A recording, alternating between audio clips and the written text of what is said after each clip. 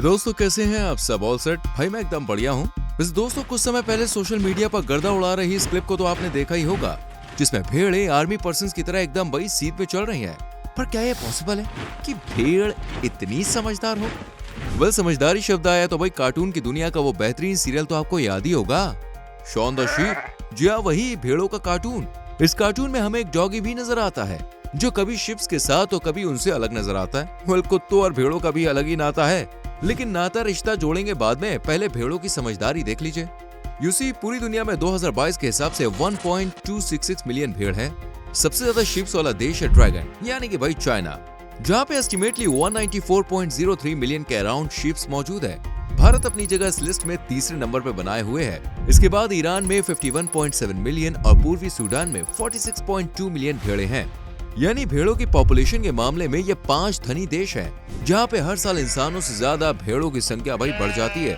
वहीं ऑस्ट्रेलिया तो एक ऐसा देश है जहाँ आदमी कम और भेड़ ज्यादा है। मतलब यहाँ पे हाय हेलो इंसानों से नहीं बल्कि भेड़ों से बोलनी पड़ती है।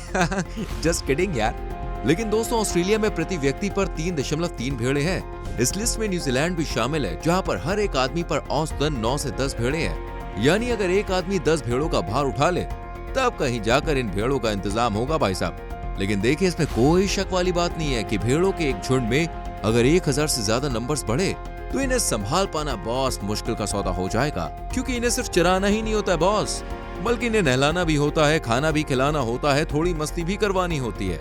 क्योंकि अगर गलती से भी इन पर ध्यान नहीं दिया गया ना, या एक ही जगह बंद कर दिया गया, तो आप जानते हैं इनके दिमाग के तार हिल जाते हैं बाबा। आप निकल के आती है भैया ऐसी वीडियोस। जी हाँ दोस्तों, वीडियो में भेड़ें जो एक गोल गोल रानी मम्मी मेरी रानी गेम खेल रही हैं, ये इनके हिले हुए दिमाग के तार की निशानी है। दरअसल एक्सपर्ट्स बताते हैं कि अगर भेड़ों को लंबे समय तक उनके घर में ही कैद करके रखा जाए या बाहर आने जाने की परमिशन ना दी जाए, तो वो अपने दिमाग पर से कंट्रोल खो बैठती है मियाँ, और ज्यादातर केसेस में ऐसे ही गोल गोल घूमने लगती हैं। जी हाँ, राउंड राउंड। लेकिन अगर आपके दिमागी कीड़े यहाँ पे ये कह रहे हैं कि एक साथ भैया इतनी भेड़ों की खोपड़ी कैसे फिरी, तो जवाब ये है कि एक साथ ही कमाल नहीं हुआ। वीडियो को गौर से देखें तो समझ में आता है कि पहले कुछ भेड़ों ने देखा धरती गोल है, ये समझने के लिए गोल गोल घूमना शुरू किया। फिर बाकी की भेड़ों को भी चस्का लगा और देखते ही देखते भाई साहब पूरा झुंड इस रेस में भागने लग गया। लेकिन कुछ एक्सपर्ट्स भेड़ों की इस हरकत को बीमारी का नाम भी देते हैं। उनका कहना है कि ये एक स्पेशल तरह का रोग है जिसे लिस्टेरियोसिस या सर्कलिंग रोग भी कहा जाता है, जो जीवाणु यानी वायरस से फैलता है। और इस तरह की बीमारी में घूमते घूमते भेड़ें इतनी घूम जाती हैं कि ऊपर की दुनिया में भी पहुंच जाती है, वो भी कुछ ही दिनों में। वैसे वो आपने कहावत तो सुनी होगी, अरे वही वाली भेड़ चाल वाली, वो इन्हीं से इजाद हुई है। दरअसल शीप्स जो होती है ना, वो अपना दिमाग खर्च नहीं करती, क्योंकि उनके पास होता ही नहीं है, बल्कि वो तो अपने लीडर की बात मानती है। यानी कि शीप्स का जो ओनर होता है, फार्म का मालिक, वो इनमें से किसी एक भेड़ को एज अ लीडर चुनता है। अब इस लीडर को अच्छे से ट्रेनिंग दी जाती है, क्योंकि भेड़ें जो होती है वो अपने लीडर को आंख बंद करके फॉलो करती है। मतलब अगर वो कुएं या खाई में गिर रही है तो उसे फॉलो करते हुए बाकी की भी कुएं या खाई में गिर जाती है। एग्जाम्पल हमें 2006 में ही देखने को मिल गया था। हुआ कुछ यूं था कि ग्रुप के लीडर ने यानी कि गुरु ने एक 40 फीट गहरी खाई को पार करने की कोशिश की और खाई में जा गिरा। लेकिन उसकी चटकती हड्डियों की आवाज सुनकर भी चेले चपाटे रुके नहीं, बल्कि एक एक भेड़ ने कूद कर अपनी भी जिंदगी नीलाम कर दी भाई साहब। वहीं चरवाहे दूर खड़े ने देखते ही रह गए कि ये क्या हो रहा है, और देखते ही देखते आप जानते हैं 400 भेड़ें मारी गई भाई। अब बताइए, भेड़ों की बेवकूफी या भोलेपन का इससे बड़ा सबूत कहीं मिल सकता है भला? शायद नहीं। लेकिन दोस्तों, हर देश में पाई जाने वाली शिप्स इतनी घनचक्कर नहीं होती भाई, बल्कि कहीं कहीं बहुत ही समझदार स्पीशीज भी रहती है, जैसे कि आइलैंड में। यहाँ भेड़ों की एक प्रजाति पाई जाती है जिसे लीडरशिप कहते हैं। ये इतनी समझदार होती है कि इन्हें सबसे समझदार भेड़ होने का खिताब भी मिल चुका है। ये भेड़ें आइसलैंड में दोस्तों 1100 सालों से मौजूद है, और हर मुश्किल हालात का सामना करना भाई इनको अच्छे से आता है। लीडरशिप भेड़ों के गुरु के सामने चाहे बारिश हो, बर्फीला तूफान हो, किसी खूंखार जानवर का साया हो, या फिर कोई और मुसीबत हो, वो अपने चेले चपाटियों को हर मुसीबत से बचा लेती है।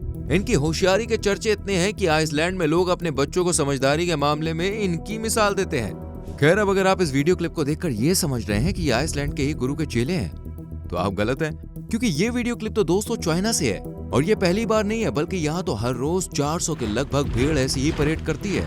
ये कमाल दरअसल इनकी समझदारी और बुद्धि का नहीं है, बल्कि इनके गुरु और जमीन में खुद ही पड़ी छोटी सी खाई का है। ये तो आप समझ ही गए हैं कि भेड़ें हमेशा अपने लीडर की मानती है, तो बस यहाँ भी एक लीडर को तैनात किया जाता है, जिसके पीछे पीछे रोजाना 400 के ग्रुप में भेड़ें परेड करती है। और ये या इनका लीडर रास्ते से ना भटके, इसके लिए जमीन में छोटी सी एक सीध में खाई भी खोद दी गई है ताकि ये सब अपने रास्ते पर टिकी रहें। बाकी यहाँ कोई रॉकेट साइंस नहीं है, सब नॉर्मल है बॉस। लेकिन भेड़ों में दिमाग को हटा दे तो सबसे अच्छी चीज होती है इनका बर्ताव। ये इंसानों के लिए बिल्कुल भी खतरनाक नहीं होती है और ये एक सोशल एनिमल है जो हमेशा ग्रुप में मिलजुल कर रहना पसंद करती है। फार्म में भी अगर 500 भेड़ें हैं और कभी उनमें से एक भी गायब हो जाए तो ये भेड़ें इतनी परेशान हो जाती हैं कि रोने लगती हैं और मायूस हो जाती हैं। इसलिए अगर आप किसी एक भेड़ को खरीदने वाले हैं तो अभी अपने हाथों को भाई रोक लीजिए, क्योंकि अकेली भेड़ कहीं नहीं रह सकती। आपको कम से कम 5 भेड़ों की जरूरत पड़ेगी ताकि एक ग्रुप बनाकर पंचायत कर सकें, वरना अकेली भेड़ ज्यादा टाइम तक सरवाइव नहीं कर पाएगी। क्योंकि ग्रुप होता है तो एक खाती अच्छा है, घूमती अच्छा है और रहती भी खुशी से है। वैसे दोस्तों, भेड़ों के ग्रुप में आपने कई बार छैला बाबू, हमारा मतलब है कुत्ते को तो देखा ही होगा, कार्टून शॉन द शीप में था ना। लेकिन भेड़ों के बीच में कुत्तों का क्या काम भाई? वेल, साइंटिस्ट भी इस सवाल से यार बड़े परेशान थे, इसलिए उन्होंने अपनी पेटी उठाई और रिसर्च शुरू कर 2 मोटे से अनुमान निकाले। वैज्ञानिकों का पहला तर्क तो ये था कि हो सकता है कि कुत्ते भेड़ों के झुंड में इसलिए रहते हो ताकि वो तंग जगहों पर, यानी जब खिचपिच ज्यादा होती है तब भेड़ों को आगे की तरफ धक्का देकर उन्हें चलने में मदद करते हो।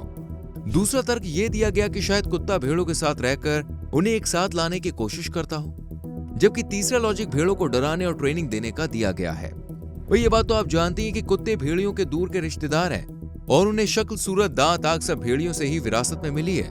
भेड़िया जितना खतरनाक होता है, डॉगी महाराज भी उतने ही खूंखार होते हैं। इनकी खूंखार नजरें ही किसी इंसान की पतलून टाइट कर सकती है, तो सोचिए भेड़ों को यही खूंखार नजरें घूरें तो क्या हालत होती होगी। अपनी इन्हीं खूंखार नजरों से घूरने के चलते डॉगीज भेड़ों को भागने, एक लाइन में रहने, सेफ जगह पर पहुंचने, खतरे से बचने या हर मुश्किल टास्क को कंप्लीट करने की ताकत देती है। और ये सब भेड़ें करती हैं डर की वजह से। शायद इसलिए कुत्तों को उनके झुंड में रखा जाता है ताकि ये भेड़ों को धमकाएं और भेड़ें अपने गुरु की अंधश्रद्धा में बहकर खाई से ना कूद पड़े। अब आप इस डॉगी से मिलिए, इनका नाम है केल्पी। इसे ऑस्ट्रेलियन केल्पी भी कहा जाता है और ये ऑस्ट्रेलिया में 200 भेड़ों को ट्रेनिंग देने, उन्हें धमकाने के काम में लिया जाता है। केल्पी की खास टेक्निक है जिसे पूरी दुनिया में मशहूर बना देती है और वो टेक्निक है भेड़ों के ऊपर दौड़ लगाकर रास्ता बनाने की।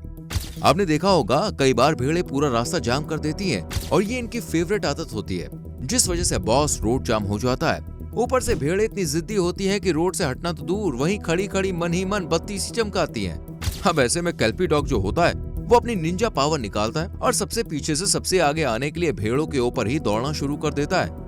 इसे कहते हैं भैया देसी जुगाड़। वाकई ये डॉग तो किसी स्टंटबाज से कम नहीं है।